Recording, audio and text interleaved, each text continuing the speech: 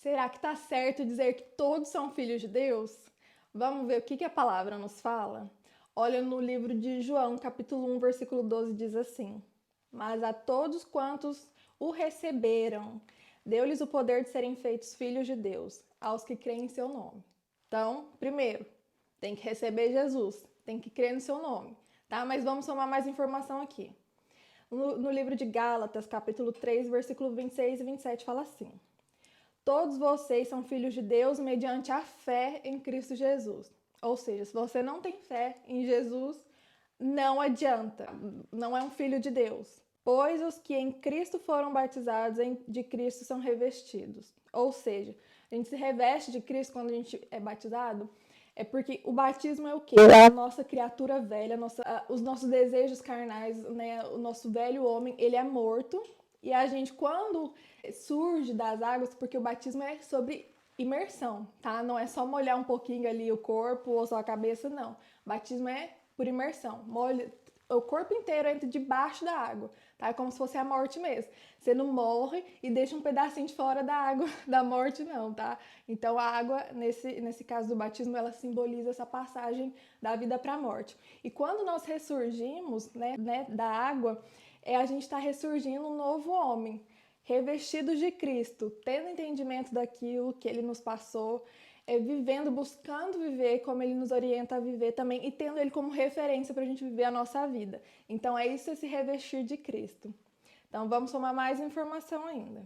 Romanos 8, 14 diz assim: Porque todos os que são guiados pelo Espírito de Deus são filhos de Deus.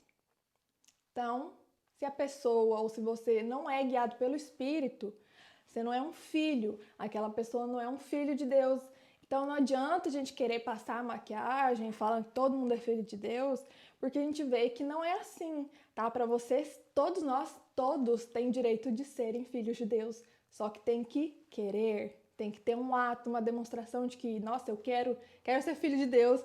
E calma, que até o final eu vou te mostrar como você pode ser filho de Deus se você ainda não é um filho de Deus. E como você vai começar a explicar para as pessoas, parar de falar, ah, você é filho de Deus, tá tudo certo. Sabe por quê? Porque a pessoa tá ali vivendo o pecado, tá vivendo a vida errada e tá achando que não, eu sou filho de Deus, meu pai é misericordioso, vai dar tudo certo.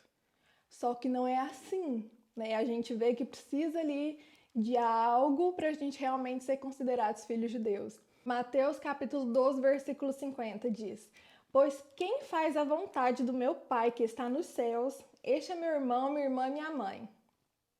Ou seja, os filhos fazem a vontade do Pai, tá? Se você não está fazendo a vontade de Deus, se a pessoa que você conhece não está fazendo a vontade de Deus, não adianta você falar para a pessoa que a pessoa é filho de Deus. Não adianta você achar que você é filho de Deus se você não está fazendo a vontade dele. Você vai estar fazendo a vontade de alguém. Vamos descobrir agora quem é seu pai? Gente, é chocante. Mas assim, verdades precisam ser ditas, tá? A gente tá cheio de informação muito maquiada. E as pessoas estão vivendo uma vida de libertinagem, uma vida de pecado, porque elas acham que está tudo certo. Só que não está tudo certo. E eu estou aqui para te mostrar que não está tudo certo, tá? Olha, o que fala no 1 João, capítulo 3, versículo 8. Quem comete o pecado é do diabo, porque o diabo peca desde o princípio. Para isso, o Filho de Deus se manifestou, para desfazer as obras do diabo. Então, por que Jesus veio nessa terra? Veio para nos trazer a salvação, veio para desfazer as obras do diabo, veio mostrar para a gente que a gente estava indo para um caminho de perdição e mostrar para nós que Ele é o caminho para a salvação e para a vida eterna. Então, Ele mostra, né? Nós temos diante de nós dois caminhos que a gente tem que decidir qual é o caminho que a gente quer pegar. Um é mais bonito que o outro, eu confesso, é mais atrativo. Não é que é mais bonito, é mais atrativo.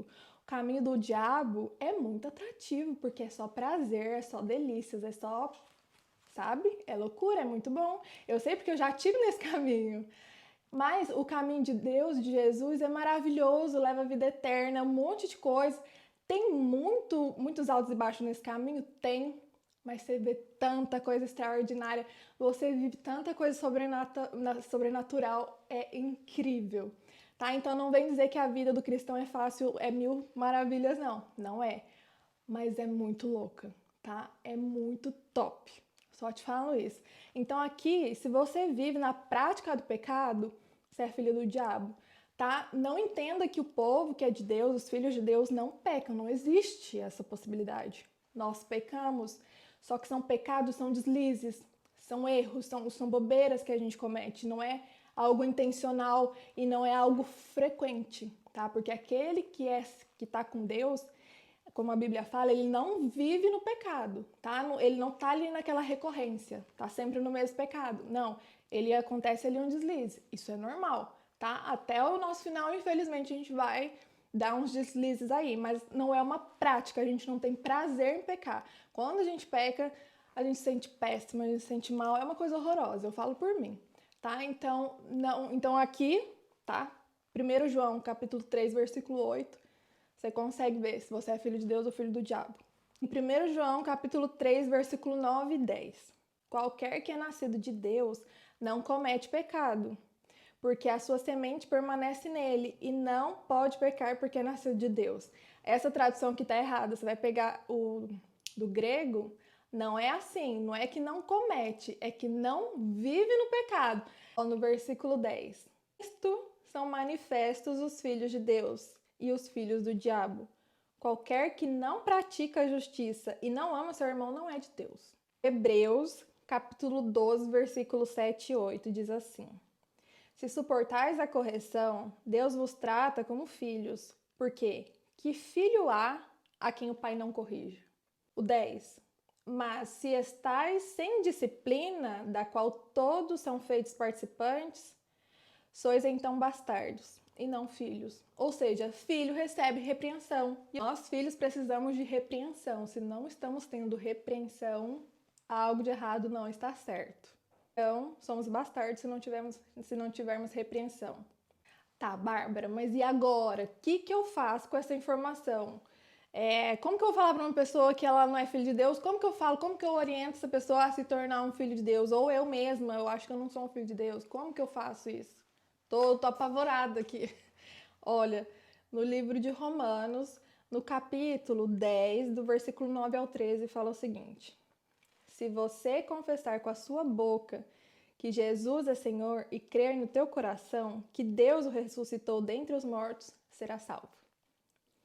Pois com o coração se crê para a justiça e com a boca se confessa para a salvação. Como diz a Escritura, todo o que nele confia jamais será envergonhado. Não há diferença entre judeus e gentios, pois o mesmo Senhor é Senhor de todos e abençoa ricamente todos os que invocam. Porque todo aquele que invocar o nome do Senhor será salvo.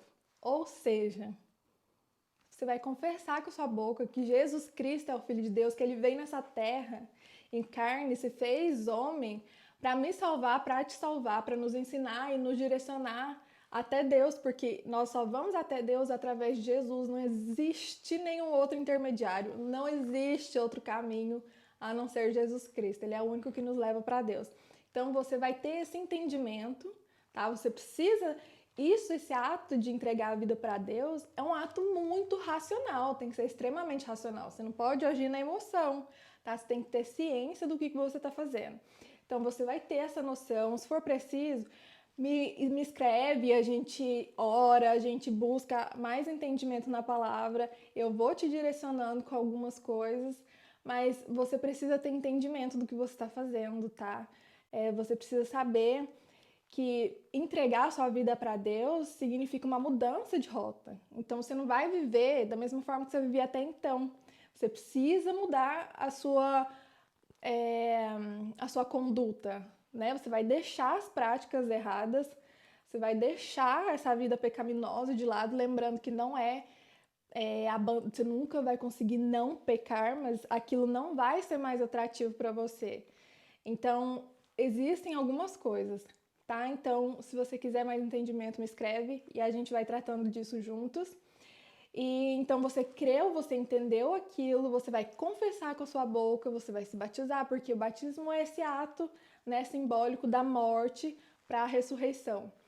E, enfim, tomara que tenha sido de luz para a tua vida esse estudo. Vamos parar de falar que todo mundo é filho de Deus, porque não é todo mundo que é filho de Deus. A gente viu aqui que para ser filho de Deus tem algumas não são regras, mas alguns critérios, né, que precisam ser respeitados. Então, esse negócio de falar que todo mundo é filho de Deus deixa todo mundo muito numa zona de conforto, de que tá tudo bem, tá tudo certo, sou filho de Deus, tô protegido, tô guardado, mas a gente vê que não é bem assim, tá bom? Beijo!